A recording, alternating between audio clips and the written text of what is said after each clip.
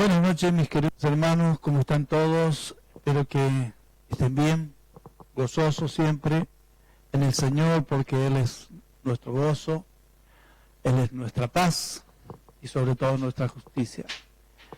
Voy a proseguir con el capítulo 4 de 2 de Corintios, esta noche con el verso 8 hasta el 12, para que sigamos esta tercera parte de lo que debemos predicar, un evangelio claro. Y Pablo aquí nos habla muy claro sobre estas cosas.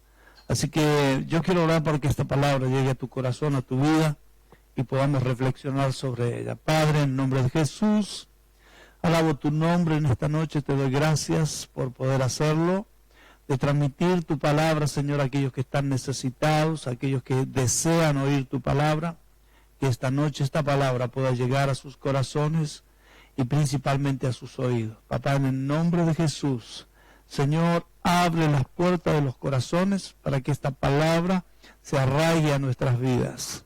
Señor, desde los cielos te pedimos tu sabiduría, tu entendimiento, tu conocimiento, para que podamos aclarar, Señor, que cada palabra tuya tiene esa claridad que necesitamos, para que tu evangelio sea predicado con claridad. Padre, te damos gracias y bendecimos tu nombre en esta noche, dándote la gloria, la honra y toda la exaltación. Amén. 2 de Corintios, capítulo 4, verso 8 al 12, vamos a leer esta noche. Y dice así: estando atribulados en todo, mas no angustiados, en apuros, mas no desesperamos, perseguidos, mas no desamparados, abatidos, mas no perecemos, llevando siempre por todas partes la muerte de Jesús en el cuerpo, para que también la vida de Jesús sea manifestada en nuestros cuerpos. Porque nosotros que vivimos, siempre estamos entregados a muerte por Jesús, para que también la vida de Jesús sea manifestada en nuestra carne mortal. De manera que la muerte obra en nosotros y en vosotros la vida. Habíamos dicho que nosotros tenemos que ser un canal de bendiciones que nosotros recibimos para otros, ¿sí? Pablo pasa ahora a explicar que debido a que el tesoro había sido encomendado a vasos de barro, hay una parte que aparentemente se muestra como una derrota en Pablo, y en cambio por la otra hay una victoria perpetua. ¿Por qué? Pablo dice que llevamos la muerte de Jesucristo en nuestras vidas, en nuestro cuerpo. Y aquí Pablo nos demuestra que si nosotros leemos detenidamente, dice, ¿por qué Pablo pasó todas estas cosas? Porque Dios, para dar luz al Evangelio, necesita este vaso de barro para que el tesoro escondido ahí dé la lumbre necesaria. Y vemos que parece una derrota en él, pero a cambio de todo esto que está pasando Pablo, sabemos que hay una victoria, y esa victoria es perpetua. En el verso 8 y 9 nos va a entender esto, pero el comentario bíblico parafrasea estos versículos, dice: encerrados, pero no incapacitados. La verdad que estamos encerrados, ¿no? No podemos hacer lo que realmente libremente hacíamos con el Señor, estando todo libre, pero ahora encerrados, dice, pero no incapacitados, sin saber qué hacer, pero jamás despojados de toda esperanza. Tenemos esperanza, perseguidos por los hombres, pero nunca abandonados por Dios. Dios no nos va a abandonar jamás. A menudo abatidos, pero nunca acabados. Podemos preguntarnos por qué el Señor dejó que su siervo pasase por todas estas pruebas y aflicciones. Y es una pregunta de todos, ¿no? Si estamos con Dios, Dios tendría que estar a favor de nosotros, dándonos siempre libertad de esas cosas. Pero todo esto viene para que nosotros podamos ser, ¿qué? Un vaso donde se quiebra, donde se rompe, para que la luz del Evangelio salga al exterior. Por eso Dios permite que sus siervos pasen estas cosas, aflicciones, pruebas, y para que esa maravillosa luz del Evangelio pueda alumbrar, siendo nosotros quebrados, siendo nosotros fisurados para que otros puedan ver la luz maravillosa del Evangelio. Dios, en su maravillosa sabiduría, ve apropiado dejar que sus siervos sean tocados por enfermedades, dolores, dificultades y angustias. Todo ello está dispuesto para quebrar el cántaro de barro. ¿Para qué? Para que la luz del Evangelio pueda resplandecer con claridad. ¿Cómo es el título de esto? Debemos predicar un Evangelio claro. Pero esa claridad tiene que dejarse ver a través de que Dios quiebra este cántaro, hecho de barro, hecho por sus manos. Acá en Jeremías 18, 1 al 6 lo vamos a leer para que podamos entender. Jeremías 18, 1 al 6, lo leemos y mira lo que pasa. Palabra que fue a Jeremías de Jehová diciendo: levántate y vete a la casa del alfarero y allí te haré oír mis palabras.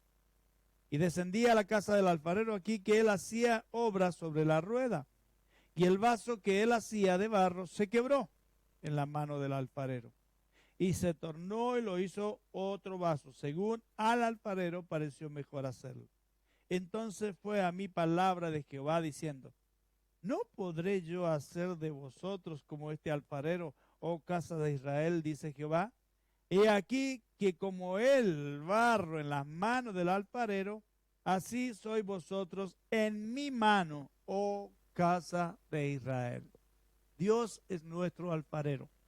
Dios quiere quebrantar este vaso de barro para que la luz del Evangelio se muestre al mundo.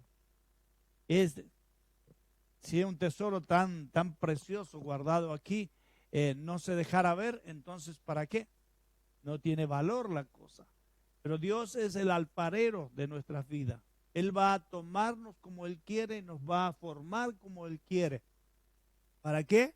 Para que nosotros seamos resplandecientes aquí con la palabra de Dios, con el Evangelio de las buenas nuevas. El Evangelio tiene que dejarse ver por medio de nosotros. Pero para eso Dios tiene que quebrantar este vaso. Tiene que romper para que realmente se vea esa luz maravillosa. ¡Qué sabiduría de parte de Dios! Dios quiere darnos forma para que su luz sea vista. El verso 10, la vida del siervo de Dios es de constante muerte. Pablo decía, cada día muero. A Jesucristo le pasaba lo mismo. Cada día Jesús era perseguido a muerte. Lo querían matar siempre. Y Pablo acá dice, cada día muero. ¿A qué? Ya saben, Pablo había abandonado cuántas cosas que realmente a él le parecían buenas, pero a la final se dio cuenta que no servían. Las tenía por basura. Entonces, cuando vemos esto, que Dios quiere darnos forma para hacer la luz, siempre la vida del siervo tendrá una constante muerte. Así como Jesús estuvo constantemente expuesto a la violencia y persecución, los que siguen sus pisadas, ¿cuántos siguen sus pisadas? Dice Pedro que nosotros debemos seguir en sus pisadas. Se encontrarán con el mismo tratamiento que tuvo Pablo y que también tuvo Jesucristo. ¿Te animas? Es fácil hablar del Evangelio, es fácil discutir del Evangelio, es fácil muchas cosas del Evangelio, pero mostrarlo al Evangelio con claridad, esto es lo difícil. Y Pablo lo hizo. Pablo tuvo que pasar una secuencia de problemas para llegar a los corintios, pero valía la pena, dice Pablo. ¿Por qué? Porque los corintios habían creído. Ya sabemos que los corintios eran un pueblo que realmente vivía en el pecado, pero habían recibido a Cristo, habían creído en Cristo y estaban formándose en Cristo. Entonces Pablo tuvo la necesidad de venir a ellos, ¿para qué? Para explicarle estos que somos vasos de barro, pero para que Dios nos use. Ahí Dios dispuso su gran tesoro, el Evangelio de las buenas nuevas. Un Evangelio claro que hace que muchos puedan ver por ello. Dice que se van a encontrar con el mismo tratamiento que Jesús y Pablo Por esto Pablo nos indica que todo lo que creemos que es factible y muy provechoso aquí en esta vida, no pasa nada. No pasa nada porque todo esto es temporal. Pablo lo tenía como temporal. Pero lo que viene, lo espiritual, lo que Dios ha prometido para cada uno de sus siervos cuando siguen sus pisadas y se dejan formar por Dios, es una gran victoria eterna. Dice acá que deberíamos seguir en sus pisadas, y esto aparentemente significa como si fuera una derrota. Es decir, ¿quién va a pasar? Jesús mismo dijo, entra por la puerta estrecha, no por la ancha. La ancha te lleva a la perdición, pero la estrecha te lleva ¿a dónde? A un camino dificultoso. Todos los siervos del Señor van a pasar por lo mismo que Cristo pasó, pero no significa una derrota. Es el camino a la verdadera victoria. ¿Cuál es la promesa de Dios? El que venciere, etcétera, etcétera, etcétera. Lo sentaré y lo haré que juzgue y todas esas cosas. La bendición llega a los demás al morir así a diario. La bendición, recién hablábamos con el hermano acá de algunas dificultades y yo le explicaba un poco que hay que morir a todas estas cosas, si no vamos en pérdida. Y nosotros no vamos para pérdida, vamos para una gran victoria. Dios nos ha dicho que los que siguen en sus pisadas por medio de Jesucristo van a tener ¿qué? Victoria. ¿Cuántos están en victoria? Yo considero que el sufrimiento vale la pena para llegar a una victoria. Pablo la tuvo, pudo conseguir que los de Corintios se convirtieran. Qué gran bendición, ¿no? Pero Pablo tenía que morir cada día. ¿Cómo puede el mundo ver a Cristo cuando Él no está presente en la actualidad? ¿Cómo es que puede pasar esto? ¿Cómo es que vamos a demostrar que Cristo está en nosotros? Si Él no está presente, está sentado a la diestra de su papá, ¿cómo es que podemos presentarlo? La respuesta es que al padecer nosotros, sus siervos, su vida, la de Jesús, se manifiesta en nuestros cuerpos. Oh, aleluya, amén. ¿Por qué? Ay, todos creen que somos, yo me acuerdo cuando me empezaron a pasar las cosas así de quebraduras, de dificultades, de falta de trabajo, etcétera, etcétera. Ya me había convertido a Dios cuando mis hermanos me decían, ¿y qué Dios es el tuyo? Que te pasan tantas cosas. Una vez me caí de la fábrica de fideo donde trabajaba, de una escalera de 2 metros y pegué con toda la cabeza en el piso.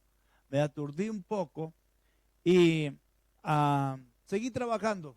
A últimas horas de la noche me mareaba, tenía vómitos, etcétera, etcétera. Me fui a la clínica Linares, me acuerdo en aquella época, me internaron, tenía fisura de cráneo. Con más razón mis hermanos, o aquellos amigos que realmente eran míos, me decían, ¿qué Dios tenés vos que te pasan tantas cosas? ¿Cuál es tu Dios? Yo les decía, mi Dios es mi Salvador. En esa derrota yo tenía victoria, porque acá me ven, parado y siguiendo hablando del Evangelio. En aquella época no era para mis hermanos gracioso estar en el Evangelio, era para ellos algo malo, algo feo. Pero cuando quise acordar, mis propios hermanos me pedían oraciones. Me pedían que fuera a su casa a orar por ellos. Me pedían que yo en el almuerzo o en la cena que tuviéramos orase para bendecir. Mire, hermano, hasta dónde llega una victoria cuando creemos que estamos en derrota. Hoy día muchos dejan el Evangelio porque creen que van de derrota en derrota. Pero te digo una cosa, a través de la derrota viene una tremenda victoria de Dios. Dios ha prometido estas cosas. ¿Cómo puede ver la gente a Cristo en nosotros si nosotros no morimos a estas cosas? Nos gustaría vivir siempre, ¿qué? En placeres, etcétera, etcétera. Pero Jesucristo se manifiesta de esta manera cuando nosotros ponemos nuestra vida al servicio de Él. Él se manifiesta en nuestros cuerpos de la manera que Él sufrió, lo vamos a sufrir nosotros. Sin embargo, nos es difícil aceptar esta verdad. A todos, no solamente a algunos, a todos nos cuesta aceptar esta verdad. Cuando un siervo del Señor sufre violencia, normalmente lo consideramos como una tragedia. Es lo que me decían mis parientes, mis hermanos. Dice, te anda con Dios y cada vez le pasan cosas peores. Un día lo vamos a encontrar muerto por seguir a Dios. Pero yo seguí a Dios y aquí estoy, hermano. Tengo una victoria tremenda en Dios. De ser pobre pasé a ser rico, pero no rico en dinero, rico en el Evangelio, rico en las bendiciones que Dios me da diariamente. Por eso, siempre vamos a considerar como una tragedia algunas cosas que nos pasan. La constante exposición a muerte por causa de Jesús es la forma divina en la que la vida de Jesús se manifiesta a nuestra carne mortal. Sabemos que vamos a morir, pero también sabemos que vamos a resucitar. Y cuando resucitemos, estará el premio de la soberana vocación, de haber seguido a Cristo, mostrándolo como es Él y dejándose romper como vaso frágil para que la luz del Evangelio resplandezca. Se vea qué hay adentro. Y a veces las apariencias nos engañan. Decimos, qué buen predicador, pero ¿qué hay en su corazón? ¿Qué hay adentro de su vida? Esto es lo importante. ¿Qué es lo que hay adentro de nosotros? Tiene que dejarse ver.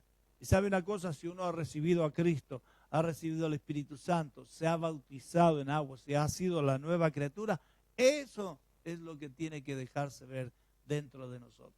Para que esa luz salga y resplandezca y el mundo pueda creer que Cristo está en nosotros. Las pérdidas de Pablo significaban beneficio espiritual para otros.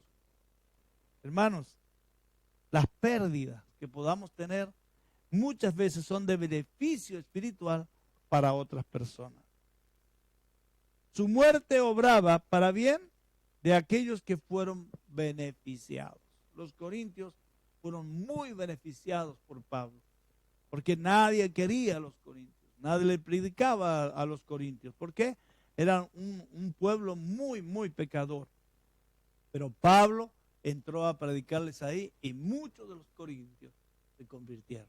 Entonces valía perder por ellos. Pablo aún pasaba por el momento de muertes antes de llegar a los corintios. Pero Pablo estaba decidido que esa pérdida iba a ser de bendiciones para otros. Pablo tenía un gran ministerio y ese ministerio hacía que realmente se esforzara por otros. Nuestra tendencia de clamar al Señor por nuestras enfermedades y ser libres de ellas para servirle mejor, según nosotros, pero no es así. Deberíamos darle gracias al Señor por nuestras enfermedades, por nuestros dolores, por nuestros problemas que tenemos a diario, por nuestras pérdidas a veces que tenemos. Deberíamos darle gracias, no estar clamando para que Dios solucione ese problema. La enfermedad, el dolor, todo aquello lo sufrió Jesucristo. Y dice la palabra que nosotros debemos seguir en sus pisadas. Y que cada siervo que es convertido al Señor debe llevar la muerte de Cristo Jesús en su cuerpo. Qué tremendo, ¿no? Difícil de aceptar esta verdad, ¿sí o no? Muy difícil. Pero la victoria está por venir. La victoria está anunciada por Dios para que nosotros podamos disfrutar de ella. Dice que nosotros deberíamos gloriarnos en nuestras debilidades para que el poder de Cristo se manifieste a nosotros. Deberíamos gloriarnos en nuestras debilidades. ¿Quién no es débil? Cuénteme quién no es débil. Todos somos débiles. Por eso Dios eligió a esta debilidad, a este vaso de barro para quebrantarlo y hacer que en el quebrantamiento se vea la luz de Cristo. Es decir, a ver si es cierto que adentro está Cristo en su corazón. A ver si es cierto que adentro está la nueva criatura que ha sido creada por Dios para que nosotros disfrutemos de ella. Ahí en 2 Corintios 13:4, para terminar, y ya nos vamos a descansar, dice así: porque aunque fue crucificado por flaqueza o debilidad, empero vive por potencia de Dios, pues también nosotros somos flacos con él, mas viviremos con él por la potencia de Dios para con vosotros. Aleluya. Qué promesa de Dios. En nuestras debilidades, Dios, ¿qué? Nos potencia. Jesucristo aparentemente parecía que era una debilidad que tenía para ir a la cruz, pero yendo a la cruz, ganó la victoria. El diablo se quedó con las ganas de quedarse con la vida y la muerte en sus manos. Cristo se la arrebató. Cristo le quitó las llaves y nos trajo a nosotros esa oportunidad de salvación. Hoy es el día de aprovecharnos de lo que Pablo le está predicando a los corintios. Es la palabra de Dios la que Pablo le predicaba a los corintios. Por eso dice que mientras más flacos somos, más se potencia Dios en nuestra vida. Así que, hermano, yo quiero que tú te prepares en este tiempo para recibir esa gran victoria, pero debes dejarte romper por el Señor. Debes dejarte quebrantar, porque Él es el alfarero. Él es el que nos forma a su gusto, no al gusto nuestro. Esta noche, que Dios te bendiga a través de esta palabra y que tengas un corazón dispuesto a servir a Cristo a pesar de lo que te pase.